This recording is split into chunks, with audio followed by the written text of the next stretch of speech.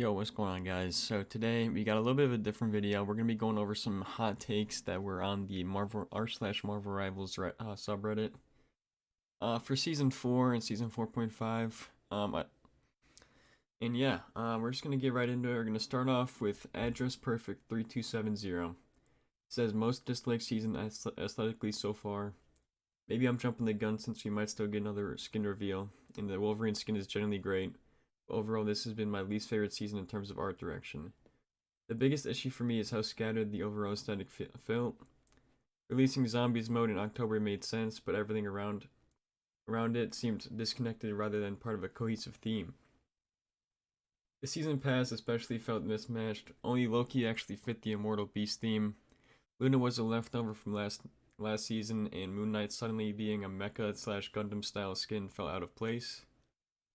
Then there was the random vehicular sports mini theme with Psylocke, Thor, and Squirrel Girl, which was easily my least favorite. Storm's past page mixing that theme with the random Spider-Man skin made it feel even more inconsistent. On top of that, we got a small 2099 cluster with Daredevil, Angela, and Emma. Cool skins individually, but collectively they added the feeling of several unrelated mini themes competing for attention. Halloween content, Zombies, Day of the Dead doesn't really bother me. It's like swimsuit skins in summer. But because Zombies mode was such a major focus and made the season feel even more split between competing aesthetics. All right, so there's a lot to unpack here. Um, Overall, I actually agree with most of this stuff. So we're gonna go over this eventually. So we're just gonna go through each one that he talks about. Okay, so all right, so his least favorite season in terms of art direction, I actually agree. Now, I know that he talked about the season pass, which I actually thought was one of the weaker season passes in my opinion.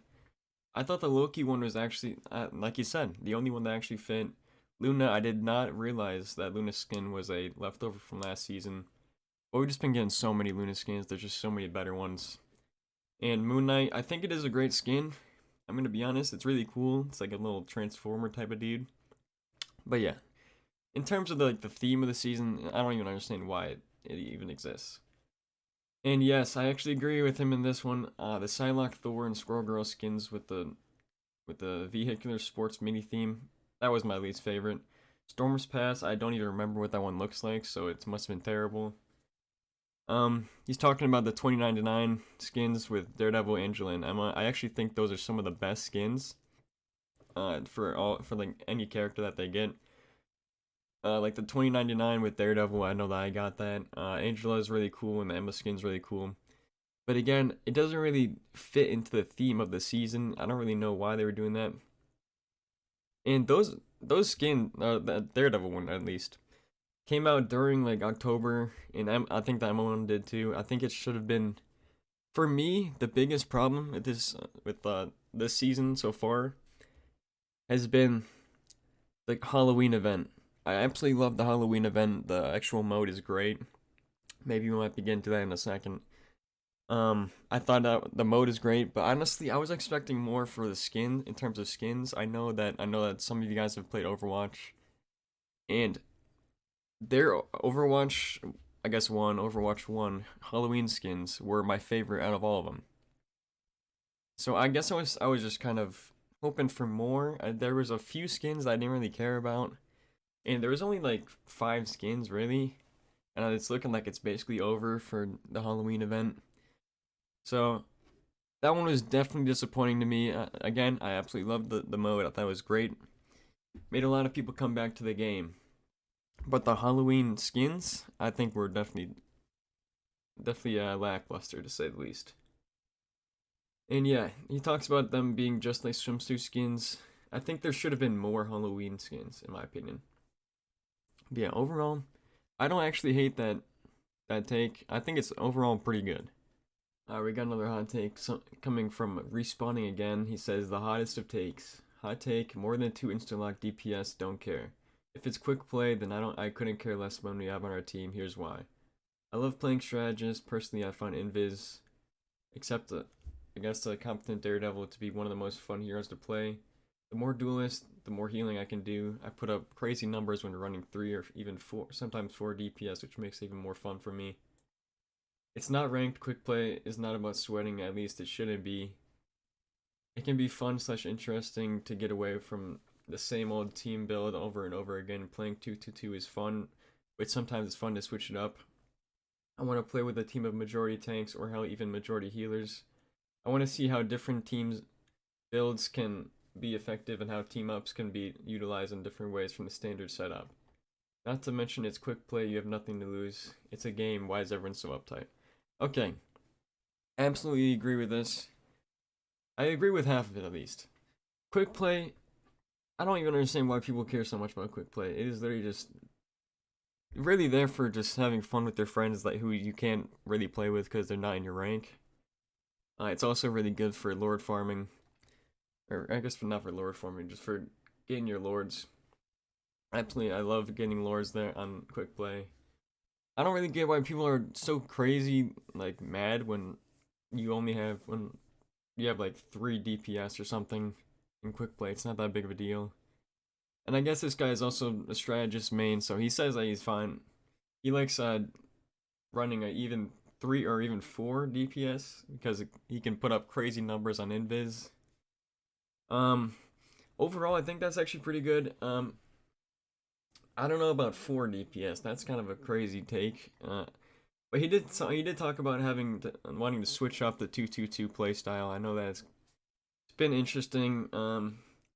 I even like trying to do like 3-2-1 as well. So three supports, two DPS, 1 tank is also great. Maybe even try and like 3 tank, 1 DPS or like 2. Honestly, it's quick play. Like I agree with this. It's quick play. You might as well have some fun. Try some things out. I know some people are kind of getting bored of a 2-2-2 play style, so try some things out. See what actually works out. Maybe you might even get to play it in the rank. So I agree with that. Alright, we got another hot take here coming from Ryan43. He says NetEase doesn't understand how to balance their characters and it's showing. They completely killed Torch. His literal playstyle is now different. Killed Loki for no reason while Luna is still top tier since season 0. Buffed Winter Soldier, Hela, and Psylocke for no reason while characters like Spider-Man, Black Panther, and Iron Man have not seen any changes.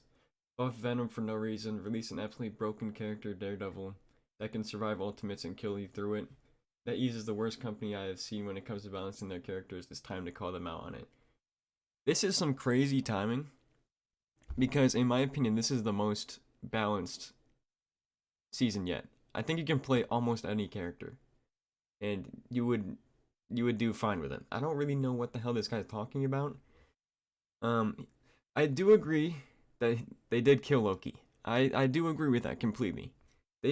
He had to go. I will admit he was probably the best character in the game. I'm a big Loki fan, by the way. I was Loki main before they like shot him in the back, took him out back and shot him. Yeah, they absolutely did. They did destroy him. But it needed to be done. Maybe not that crazy of a buff or a nerf. I mean, like I think he does maybe half as much healing and damage now as with his clones. I think that's something like that. And he also talks about how Luna is still top tier since season 0. I agree. I mean, that's kind of like their poster child for the game. They're not going to really change too much with Luna Snow, in my opinion. I mean, she definitely does need some nerfs. She did get a little bit of a nerf with her ultimate. I think it went down to 8 seconds now. He also talked about how they killed Torch. They didn't kill him necessarily. His I agree. His playstyle is a little bit different now. He's more like a poke. He doesn't have as much sustainability now. But I think Torch is still decent. I think he's probably like B tier now. I think he used to be S tier. He's like B tier. I don't think it's too bad. He's too bad now. Buffed Winter Soldier. I think he did low-key need a buff. I don't think he was too great last season. Hela, did they actually buff Hela? That's crazy. And Psylocke. They better not have buffed Psylocke for no reason. Well, characters like Spider-Man, I agree, Spider-Man is in a bad spot right now. Black Panther, no chance. Why the hell are you talking about Black Panther needing a buff? What the fuck? And Iron Man, I think Iron Man's in a good spot right now. I don't think he's too crazy. He's not too good. He's not too bad. He's just kind of mediocre, in my opinion. Buff Venom for no reason. Now I know why they buffed Venom, because nobody was playing it. Because of how many CCs are in this game, he was unbelievably terrible. There's too many CCs, you would just go in, get stunned to shit, pop your healing shit, and then you would still die. So I don't know what you're talking about. I don't know what he's talking about. I think Venom definitely did need a buff. Maybe not this crazy, because I think he's actually one of the best characters in the game right now. He also talks about releasing an absolutely broken character, Daredevil. I think it's good to release a broken character. No one's gonna want to play it as a character who is like very terrible. And I also don't think he's even broken. I think he's actually just in a really good spot right now. He's not too crazy. He's like an A tier character. But again, like you wanna have the new character be at least playable. Like I don't understand what he's trying to get at there. He says that Daredevil can survive ultimates and kill you through it. That is not true. And then he finishes all off with NetEase is the worst company I've seen when it comes to balancing the characters. You have not seen Overwatch 1, that's all I'm going to say. So I don't agree with this at all. Alright, this is going to be the last hot take that this guy has to talk about. It's coming in from the voice actor. And he says, Season 4 was entirely pointless. I mean, think about it, this entire season for what? Nothing happened. What was it all for? Oh, the grand tournament for who could wield the Iron Fist that is normally only supposed to happen once every 88 years. And then because one gamer guy can't attend, our resident ancient dragon decides to delay his tournament so we could show up to this other guy's tournament. Apparently there's even going to be some guy who throws cards that explode. Seriously, exploding cards, what a parlor trick. At least there's some chick that can drain life force. That's pretty cool if I say so myself. So I guess he's talking about the story. I don't really care about the story, dude. I'm gonna be honest. It's like it's not that crazy. It's not that big of a deal. I do agree. Like I don't like the new map that came out in season 4. I think it's terrible with all the smoke around. But again, it's a hero shooter. It's not that big of a deal if the story isn't that great, in my opinion. I don't know. Maybe that's just me, but I don't know. Maybe that's just me. But yeah, thank you guys so much for watching. That's gonna wrap it all up. Thank you. Make sure to like and subscribe, and I'll see you all in the next one. Peace out.